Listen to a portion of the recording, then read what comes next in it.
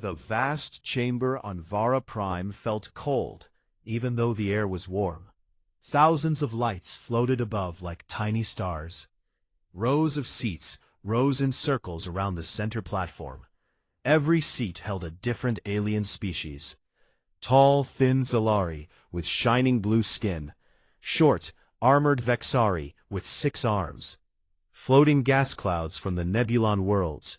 Crystal beings that made soft ringing sounds when they moved. And many more. At the highest seats sat the 3 main council leaders. Cthevor, the tall Zalari diplomat, stood straight, with his forearms folded. His large compound eyes scanned the room. Next to him sat Viern, the hive speaker of the insectoid swarm lords. His black shell clicked softly as he breathed through tiny tubes. On the other side was Lirian, an elder from the crystal worlds. Her body looked like clear quartz, and light bent around her in soft rainbows. They had called this meeting because of Earth. For many years the galaxy watched humans arrive. At first the aliens laughed at the small hairy creatures in simple ships. But humans worked hard. They flew dangerous routes no one else wanted. They mined hard rocks in dark space. They traded food that other species liked but could not grow easily. Humans asked for little in return. They just wanted a seat at the table. The council decided it was time to put humans in their place. Today the chamber was full. Every important species sent a representative. They wanted to see the small Earth delegation accept the new rules. Ambassador Ji-hoon Kim walked to the center platform. He wore a plain dark suit. No bright colors, no medals, no fancy cloth. Behind him came Sua Park, his deputy. She carried a small data tablet and kept her face calm. 2 security officers followed them, but they stayed back near the edge. Ji-hoon stopped in the middle. A soft blue light shone on him from above. The room became quiet. Cthevor spoke first. His voice came through a translator that made it sound sharp and metallic. Ambassador Kim of Earth, the Galactic Concord has decided. Your species has grown too fast. You claim too many worlds in the Orion Arm. Those frontier systems belong to the older races now. You will give them up. All of them. He paused. His mandibles clicked once. You will reduce your warp fleet to 30% of current size. No more building warships. Your ships may only carry cargo or passengers, nothing armed. Another pause. The room waited. And you will accept permanent observer status. You may watch our meetings. You may speak when asked. But you have no vote, no veto, no seat among the decision-makers. These terms are final. Accept them, and trade continues. Refuse, and we close our ports to your ships. We stop your access to our gates. We place sanctions on your worlds. You will feel it quickly. Cthevor leaned forward. We offer mercy because you are young. Take it. The chamber filled with soft approving sounds. Whistles from the bird-like Avari. Low hums from the gas clouds. Clicking approval from the insectoids. Ji-hoon stood still. He looked up at Cthevor without blinking. Then he looked around the room slowly. He saw the faces, some curious, some bored, some amused. He spoke in a clear, even voice. The translator made his Korean words sound smooth and galactic standard. You are certain this is your final position? Viern answered this time. His many small eyes glittered. It is. Do not waste time with questions. Sign the agreement, or leave empty-handed. Sua Park stepped forward one small step. She spoke quietly, but everyone heard her.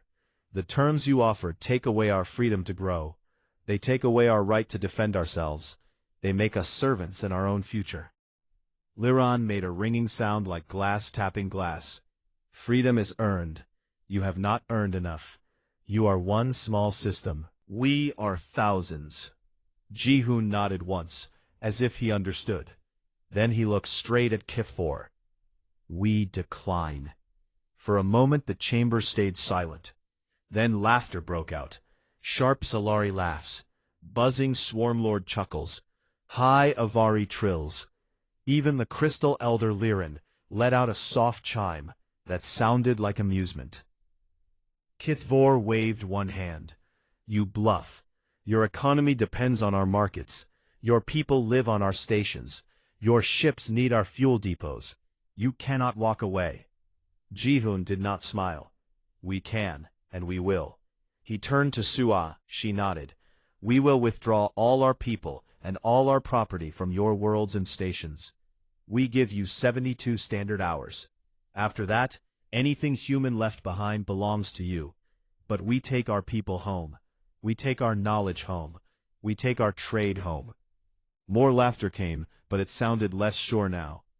A tall Avari representative stood up. You think we need your grain, your cheap metalwork, your silly food spices? We will find others.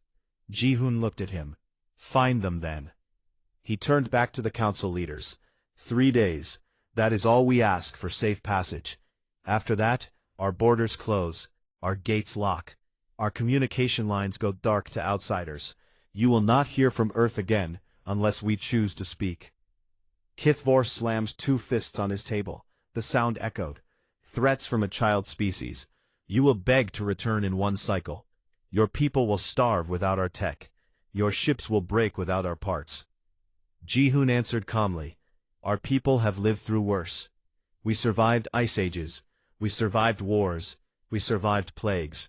We built our first warp drive from scrap and hope.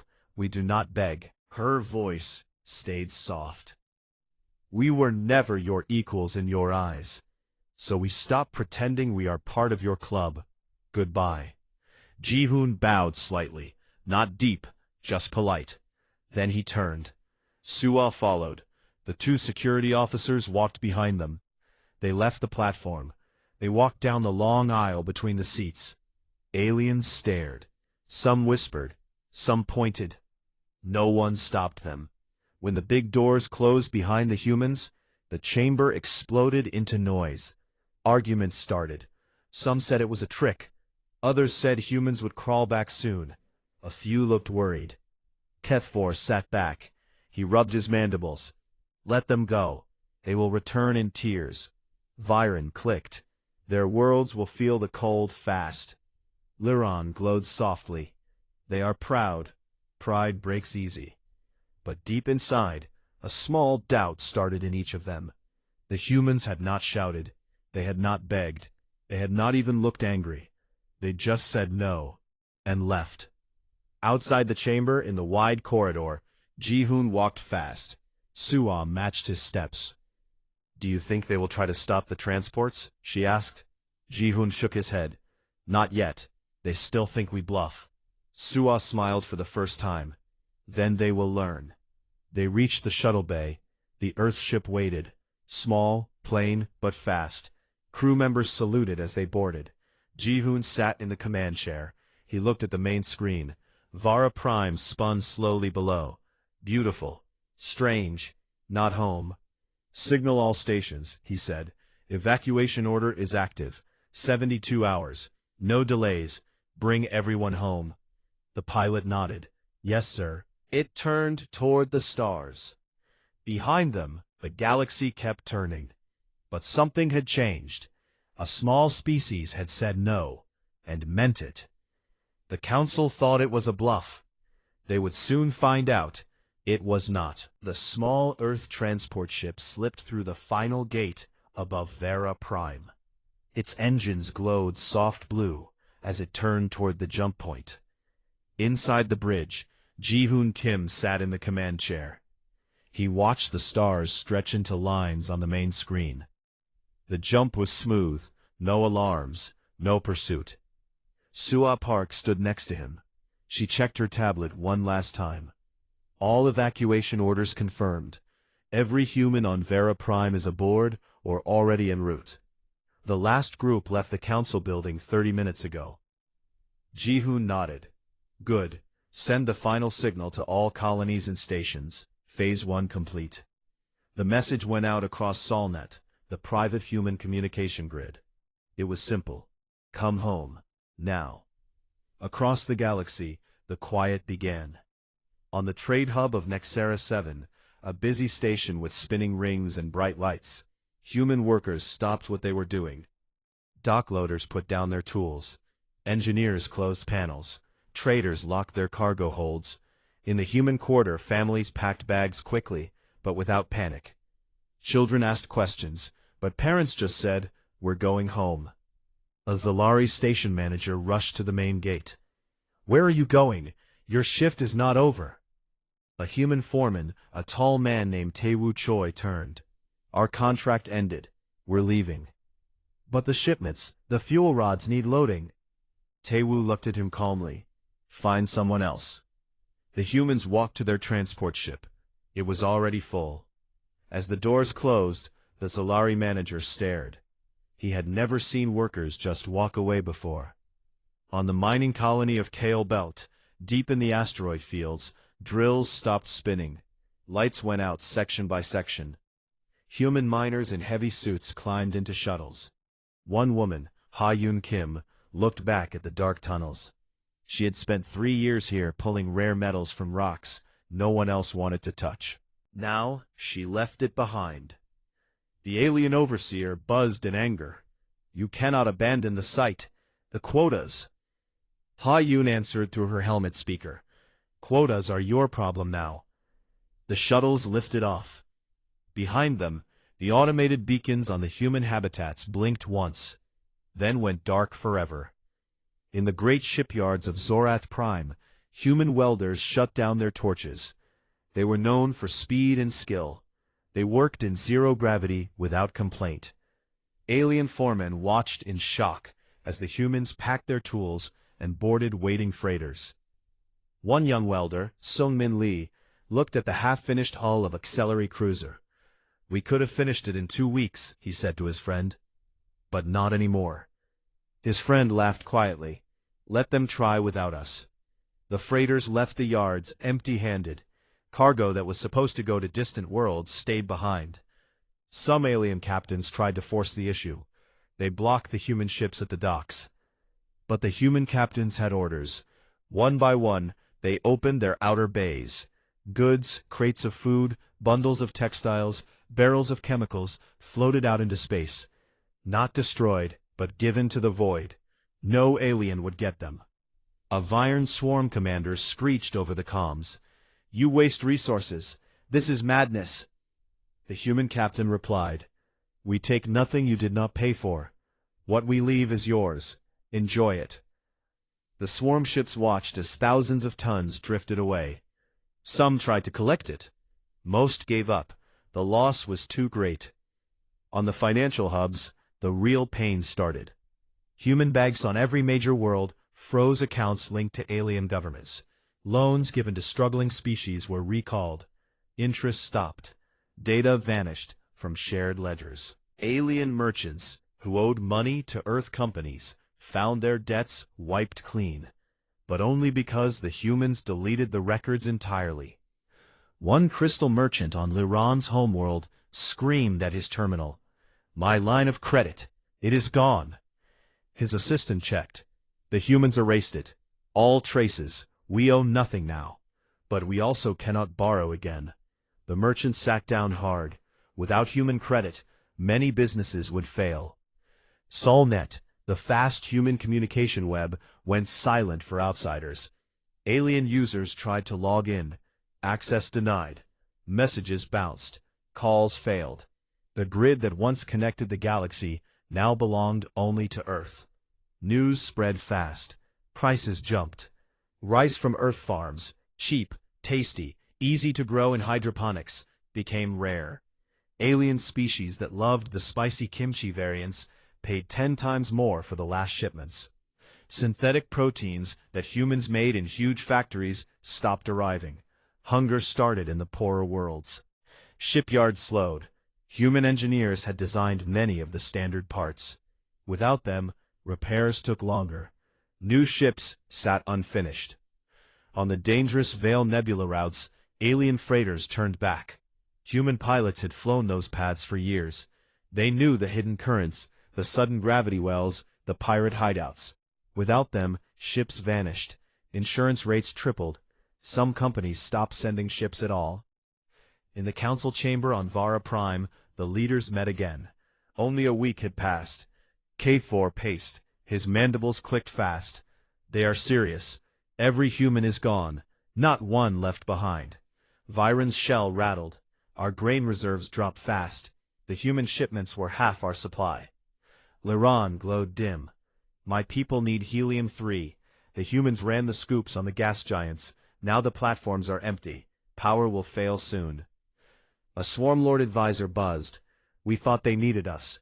Markets panic. K4 stopped. We can replace them, find new workers, new suppliers. But no one answered. They all knew the truth. Humans had done the jobs no one else wanted. They worked cheap. They worked fast. They took risks. Now the galaxy felt the empty space they left. On Earth, the flagship Handbit orbited high above Sol.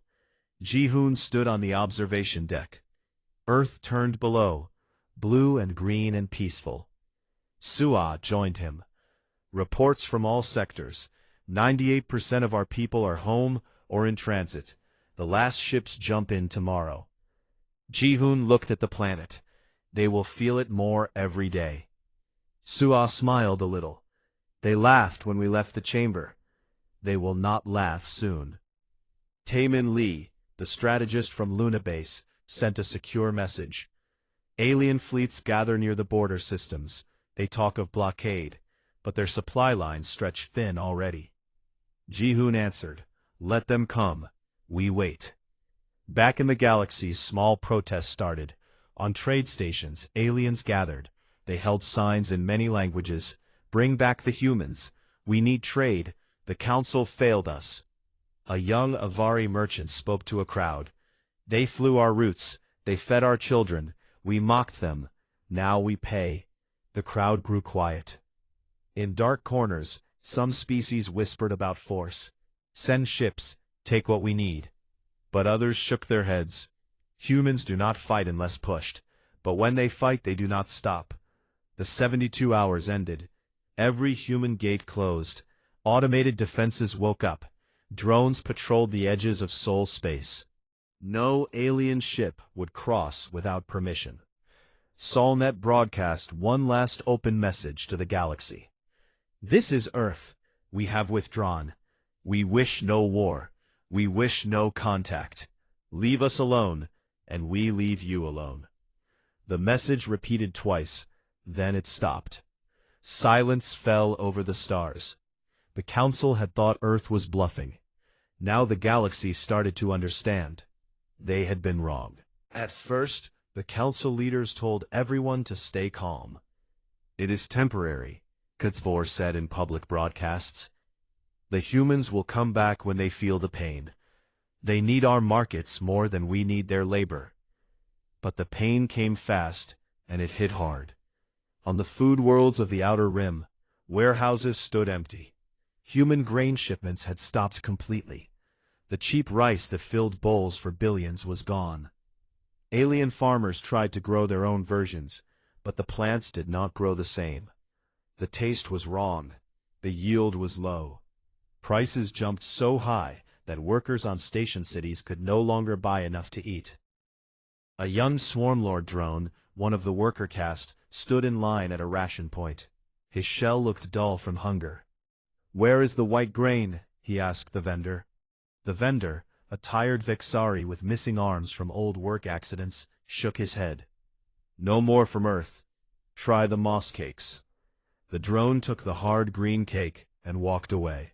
He had never felt this empty before. In the shipyards of Zorath Prime, the noise level dropped. Hammers no longer rang. Welders no longer sparked. The human teams had done most of the dangerous high work, climbing the unfinished hulls in zero gravity, sewing cracks that could kill a ship in deep space. Now alien workers tried to take their place, but they moved slower. They made more mistakes. One Zalari cruiser lost its main drive during a test run because a seal failed.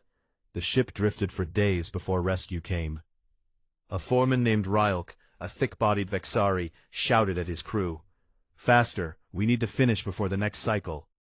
But the crew looked tired. One young worker said quietly, The humans never complained about the hours, they just worked. Ryuk had no answer.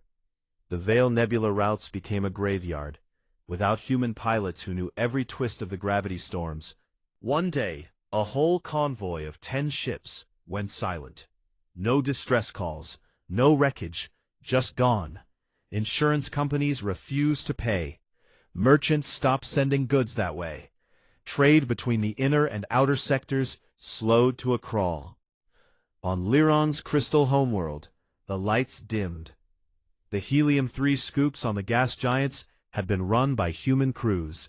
They dove deep into the clouds, braved the lightning, and brought back fuel for the fusion plants. Now the platforms floated empty.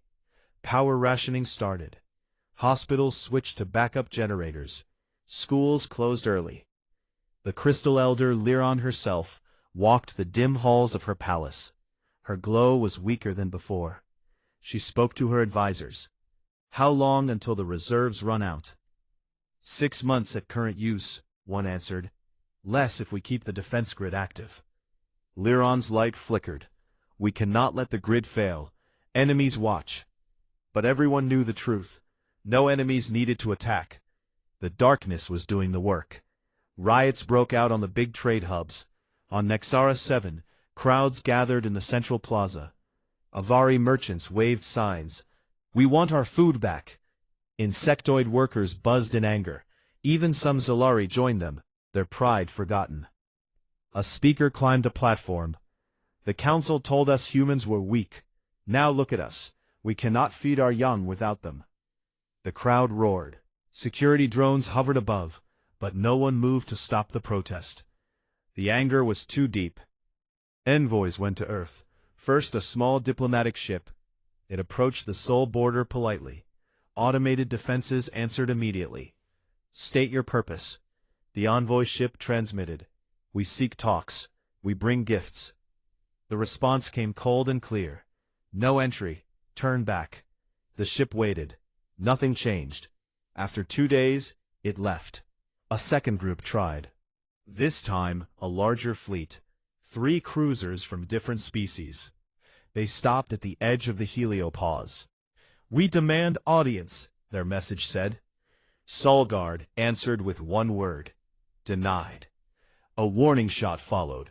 Not at the ships, but close enough to light up their shields. The fleet turned and ran. Back on Vara Prime, the council chamber felt smaller. Fewer seats were filled. Some species had stopped coming. They were too busy dealing with their own problems. Cathvor stood at the center table. His once shiny skin looked dull. We must act. The economy shrinks. Our people suffer. Vern clicked slowly. Force is the only way now. We take what we need. Lyron rang softly. Force against humans? They left without a fight. What happens if we push them? No one answered right away. Then a new voice spoke.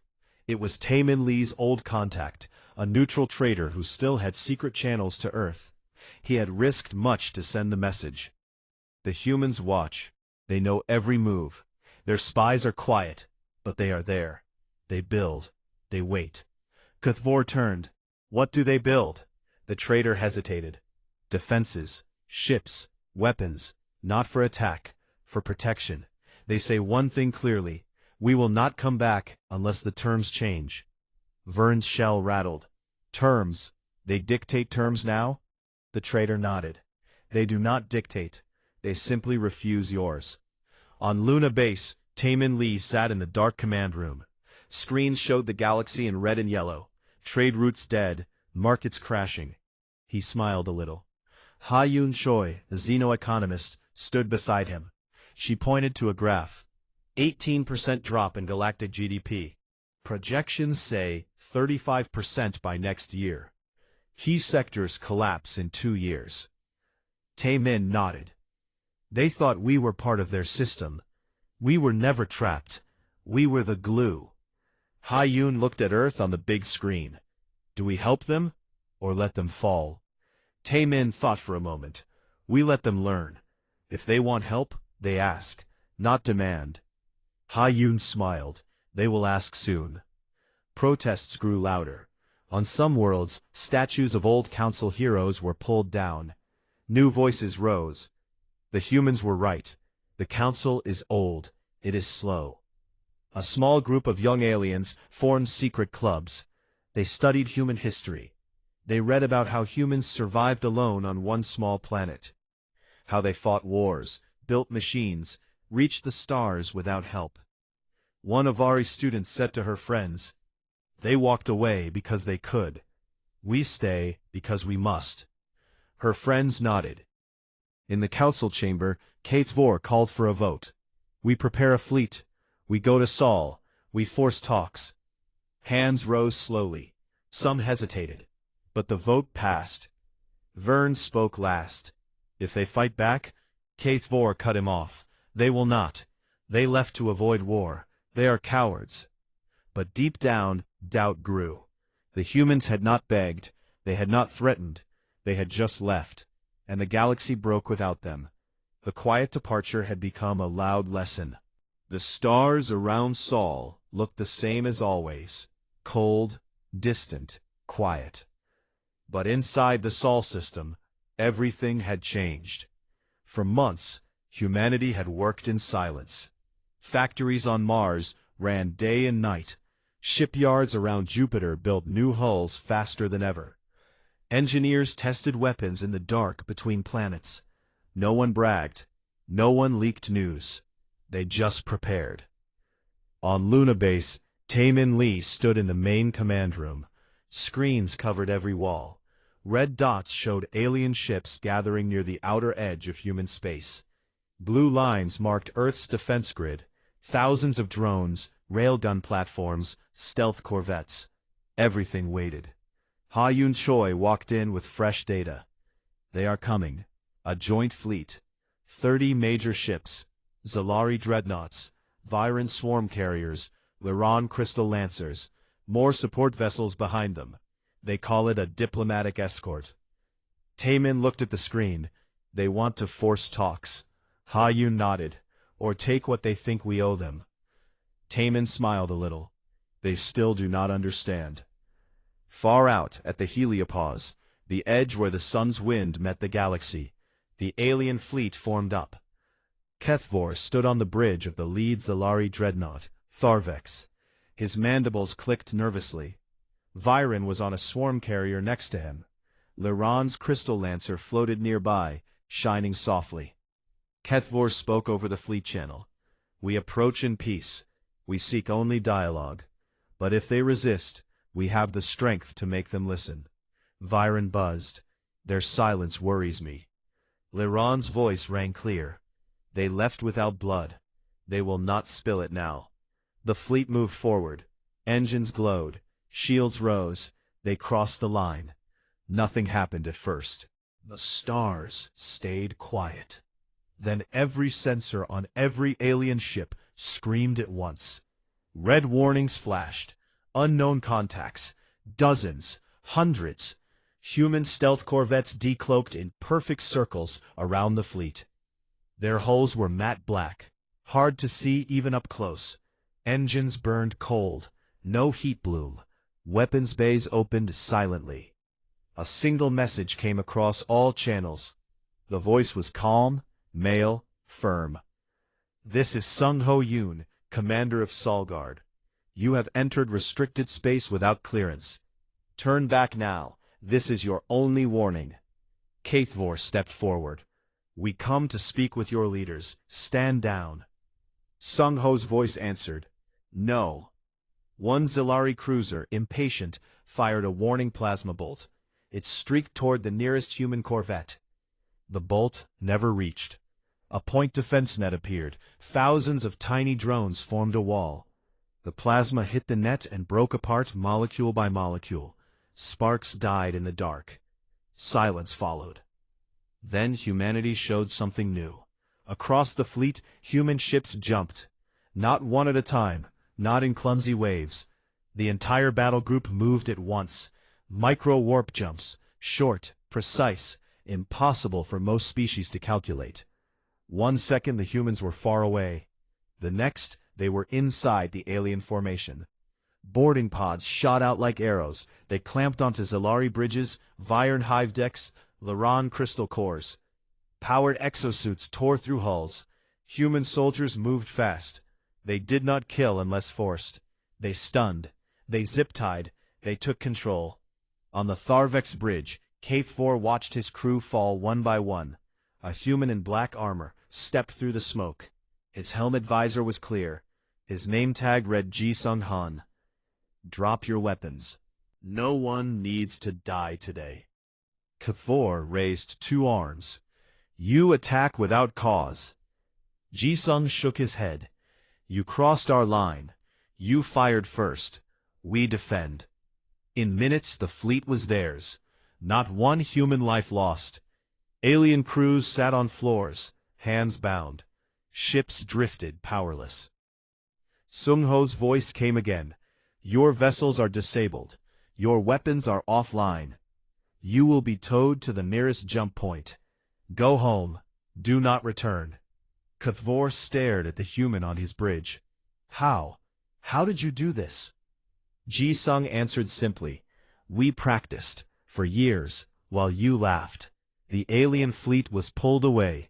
Human tugs, small, efficient, dragged the big ships to the border.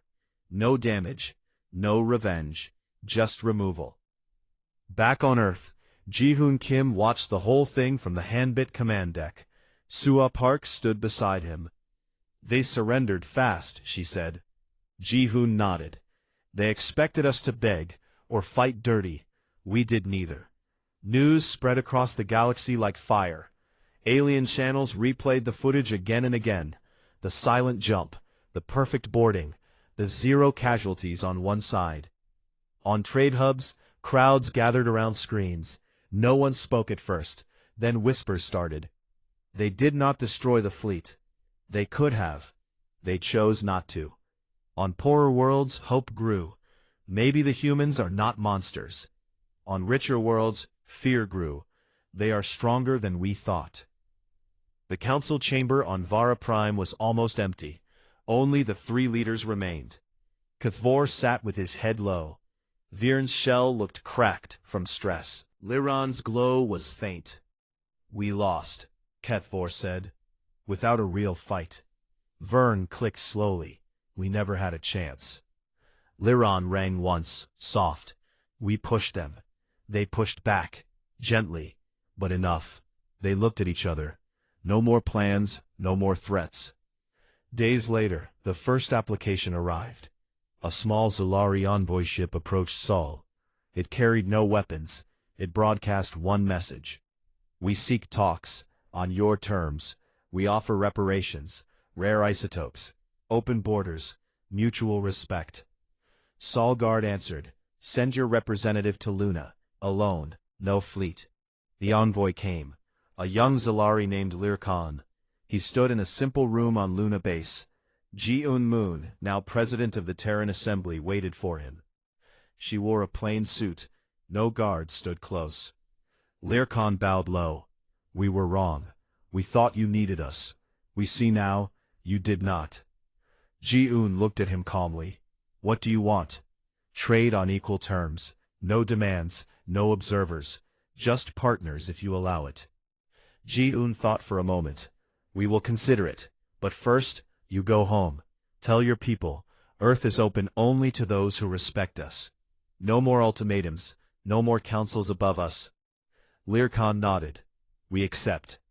More ships came after that. Vern tribute hives. Liran personal apologies. One by one, species asked to join what humans now called the Sol Concord. It was not an empire. It was not a new council. It was simple. Come in peace, trade fairly, leave if asked. No one ruled over anyone. Ji-un stood on the balcony of the Luna conference room. Earth hung large and blue below. Stars filled the black above. Ji-hoon joined her. They are coming to us now, he said. Ji-un smiled. We walked away, and the galaxy followed. In the old council chamber, lights dimmed. Seats stayed empty. The great table gathered dust. The old order had ended. not with fire or conquest, but with a quiet step backward. Humanity had proven one thing: they could leave. The galaxy did not fall apart in fire and war. It changed slowly, like ice melting under a new sun. Species that once sat high in the council now waited in line. They came to Luna Base, one ship at a time. No fleets, no weapons, just quiet requests. The first to arrive after the failed invasion was Lirkan, the young Zelari envoy. He stepped off his small shuttle wearing plain robes. No guards, no gifts of gold or tech, just himself. He walked into the simple conference room on Luna. Ji-un Moon waited there. She sat at a plain table with 2 chairs. A window behind her showed Earth, bright and blue. Lirkan bowed low, his mandibles trembled a little. President Moon, we offer reparations. 10,000 tons of refined isotopes, enough to power your cities for years. We also open our gates to your ships again.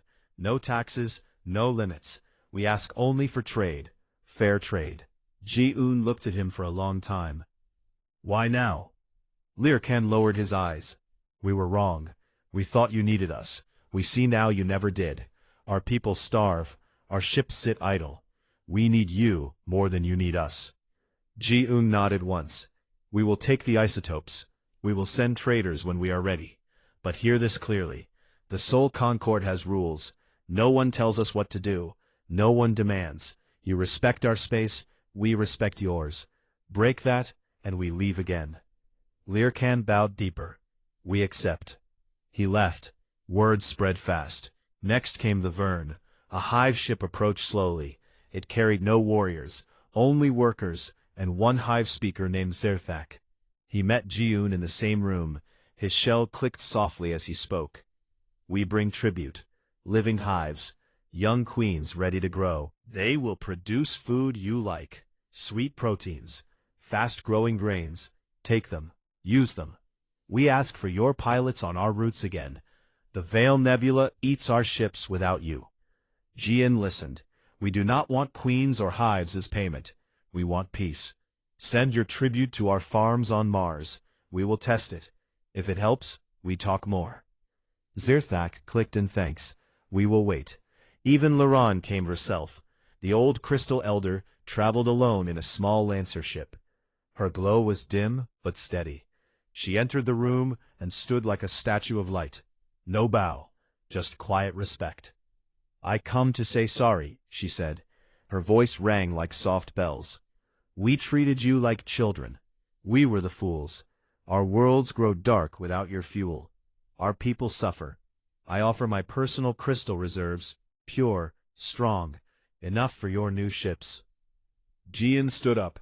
She walked to the window and looked at Earth.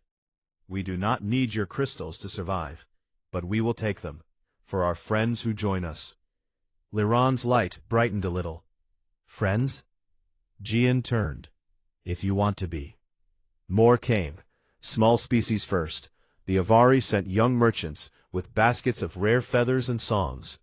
The Nebulon gas clouds sent samples of their living mist for study. Even the insectoids who once laughed sent messages of peace. Earth did not rush. Ji-un and her team read every request. They talked for days. They said yes to some, no to others. The ones who came with demands were turned away politely. Come back when you understand, Sua Park told them. The Sol Concord grew, not by force, by choice. It was simple. Any species could join if they followed 3 rules. No ships enter without permission. 2. Trade fair. No tricks, no hidden prices. 3. No councils above others. Every voice equal. No vetoes for the old and big. Many species signed. Some waited. Some watched from far away. On Earth, life went on. People walked in parks. Children played. Factories built new ships, not for war, but for exploration. Scientists studied alien gifts. Farmers tested Viren crops. Engineers learned from Zelari isotopes. Ji-hoon Kim retired from active duty. He lived in a small house near Busan. Sometimes he walked on the beach and looked at the sea. He thought about the day he said, "We decline," in the council chamber. He smiled. It felt like a long time ago. One evening, Taemin Lee came to visit. They sat on the porch with tea. "The galaxy follows us now," Taemin said. Ji-hoon nodded. "They always could have. They just needed to ask nicely." Taemin laughed. "We walked away, and everything changed." Ha-yoon Choi published a book. It was called The Quiet Step. It told the story of how one small species left a big table and took the future with it. Aliens read it in their own languages. Some cried. Some thought hard. On Vara Prime, the old council chamber stood half empty. Dust covered the high seats. Kithor still came sometimes. He sat alone and stared at the empty floor. Viren visited once. They did not speak much. "We thought we ruled the stars," Kithor said. Viren clicked. "We ruled nothing, we just sat higher." Liran never came back. She stayed on her world. Her glow grew brighter again. She told her people, "Learn from the humans. Strength is not in size. It is in knowing when to leave." New ships flew between stars. Human pilots trained alien crews on the Veil routes. Human food filled markets again. But now the prices were fair. No one begged. No one demanded. A new generation grew up. Children on Earth learned about the day their grandparents walked away. They did not feel proud in a loud way. They felt calm, strong. One day a mixed cruise ship landed on Luna. Humans, Zalari, Avari, even a small Vern drone. They came to sign the newest agreement. Ji-hoon met them. She was older now. Her hair had gray, but her eyes were clear. "Welcome," she said. The Zalari captain bowed. "Thank you for letting us in." Ji-hoon smiled. "We never closed the door.